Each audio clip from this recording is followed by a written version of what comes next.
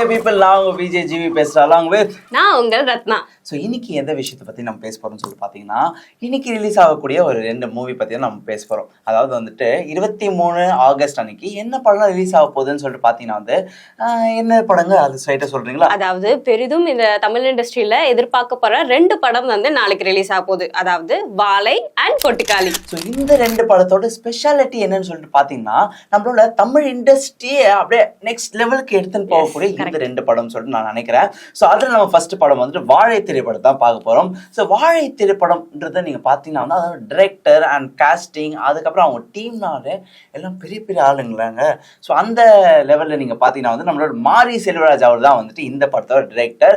And அவரோட காம்போவை அப்படியே equal பண்ணுறதுக்கு யாருன்னு சொல்லி பார்த்தீங்கன்னா நம்மளோட சந்தோஷ் நாராயணன் தான் வந்து இதில் வந்துட்டு மியூசிக் பண்ணுறாரு.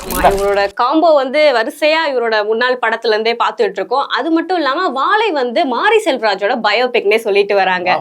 அப்போ மாரி செல்வராஜ் வந்து சின்ன வயசுல இருந்து இப்போ வரையிலும் எப்படி அவரோட அந்த பயணம் வந்து நம்ம பார்க்க போறோம்னு இந்த படத்தை பத்தி நம்ம பார்க்கலாம். ஸோ இந்த ட்ரெய்லர் வந்துட்டு லான்ச் ஆகிட்ட பிறகு இல்லைங்க, நான் அந்த ட்ரெய்லர் பார்க்கும்போது என்னடா ஒரு மாதிரி டிஃப்ரெண்டான ஒரு ஜான்ராவா இருக்கே இந்த மூவின்ற மாதிரி தான் இருக்கு. ஸோ வில்லேஜ் இருக்கக்கூடிய அந்த பிளாட்ஃபார்மை யூஸ் பண்ணி தான் வந்துட்டு இந்த திரைப்படத்தை வந்து அப்படியே வந்து எடுத்துட்டு போறாங்க.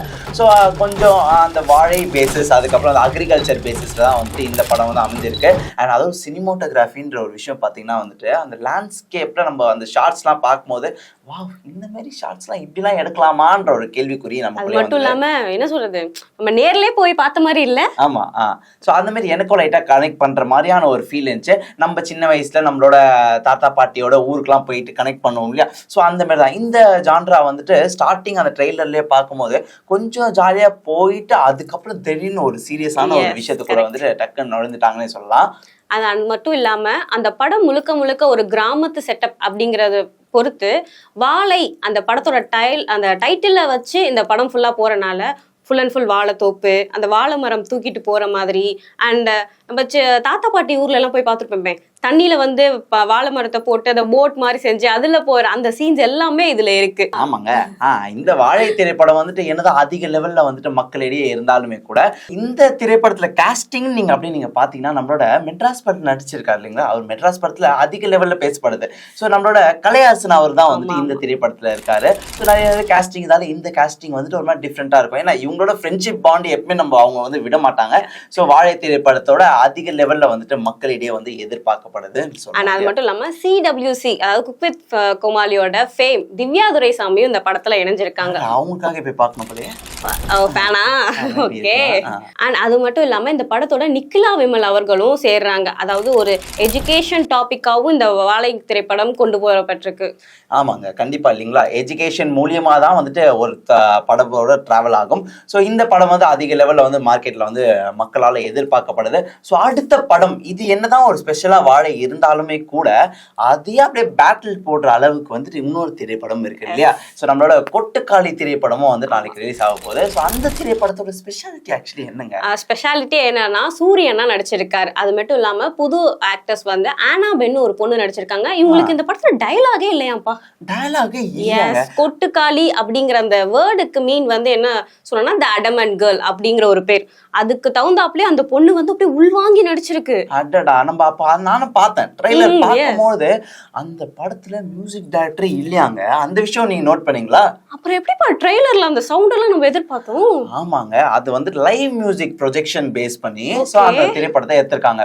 ஸோ நம்மளோட லைவ்ல வந்துட்டு அப்படியே நம்ம நடக்கும்போது நம்மளோட ஸ்லிப்பர் சவுண்ட் வரும், நம்ம பின்ன கீழே போட்டா டக்குன்னு ஒரு சவுண்ட் வரும் இல்லையா? ஸோ அந்த பேசி லைவ் மியூசிக்ஸ் தான் வந்து அவங்க ஆடியோ இன்ஜினியர் கூட வந்து எப்படின்னா சரி இதெல்லாம் பெரிய பெரிய மியூசிக் டைரக்டர்லாம் வச்சு எடுத்திருப்பாங்க. அந்த கோழி சவுண்ட் இருக்கே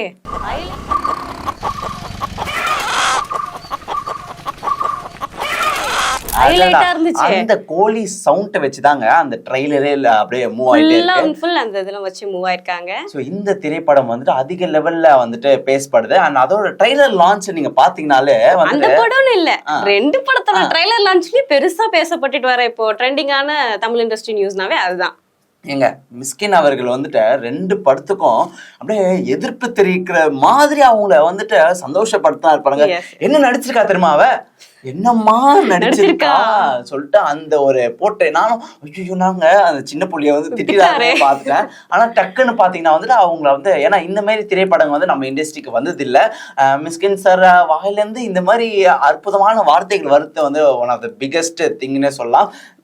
மிஸ்கின் மட்டும் இல்ல, பல இயக்குனர்கள் வந்து இப்படிலாம் ஒரு படம் எடுக்கலாமா, இப்படிலாம் ஒரு கதை இருக்கா அப்படின்னு எல்லாருமே பேசப்படுறாங்க. மணிரத்னமா இருந்தாலும் சரி, என்னப்பா இப்படி படம் பண்ணியிருக்க, உனக்கு நான் வந்து எப்படி ரொம்ப ஃபேவரட் ஆயிட்ட நீ அப்படின்னு சொல்லி மாரி செல்வராஜ் அவ்வளோ பாராட்டியிருக்காரு. மாரி செல்வராஜ் இயக்குனர் பாலா இருக்காரு பாத்தீங்களா, இயக்குனர் பாலாலாம் வந்து அவர் வந்துட்டு ஒரு பிளஸ் பாயிண்ட் சொல்லணும்னாலே ஒரு மாதிரி எல்லாருமே வியந்து பார்ப்பாங்க. இப்போ நம்ம மார்க்கெட்ல புது டைரக்டர் நம்ம வரோம், இவருக்கெல்லாம் நம்ம படத்தை பார்ப்பாருன்னு பாத்தீங்கன்னா, இவர் அந்த படத்தை பார்த்துட்டு, வாழை படத்தை பார்த்து ட்ரைலரையும் பார்த்துட்டு ஸோ வந்துட்டு இவரை போய் கட்டி பிடிச்சி அப்படியே உம்மா வர கொடுத்துருக்காரு நம்மளோட. ஸோ அதே ஒரு மாதிரி ஹிஸ்டாரிக்கல் மூவ்மெண்ட்டா அப்படியே கேப்சர் ஆகிற லெவலுக்கு வந்துட்டு பாலா இப்படிலாம் பண்றாருனாவே ஒரு அதிசயம் தான். அப்போ அந்த படம் என்னவா இருந்திருக்கும், என்ன மாதிரி கதையா இருந்திருக்கும். அதுதாங்க இந்த 2 படத்தை பத்தி நிறைய விஷயங்கள் நீங்க கேட்டு தெரிஞ்சிருப்பீங்க. இதை பத்தி நம்ம எதாவது விட்டோமா? மோஸ்ட் ஆஃப் முடிச்சிருக்கோம். இருந்தாலும் அப்படி ஏதாவது விட்டோம்னா, நாளைக்கு தியேட்டர்ல 2 படமே ரிலீஸ் ஆயிருக்கு. நம்ம 2 படத்துக்குமே போகணும். அந்த 2 டேரக்டர்ஸ்க்குமே ஆதரிச்சு நம்மளோட விஷஸை தெரிவிச்சு இந்த படத்தை பார்க்கணும். ஏன்னா இந்த திரைப்படங்கள்லாம் வந்துட்டு அடுத்த சினிமாவோட ஜாம்பவான்களை வந்துட்டு நிர்ணயிக்குது. அது மட்டும் இல்லாத நம்மளோட சினிமா இண்டஸ்ட்ரி சவுத் ஃபீல்ட்லயே நெக்ஸ்ட் லெவலுக்கு கொண்டு போட இந்த 2 படத்தையும் நீங்களும் போய் தேட்டரில் பாருங்க. நம்மளும் கண்டிப்பா பார்க்கணும்னு நினைக்கிறேன். ஸோ அடுத்த சூப்பர் டூப்பரோட ஒரு என்டர்டெயின்மெண்டான விஷயத்தோட உங்களிடம் சந்திக்கும் வரை along with you Tamil team. Thank you.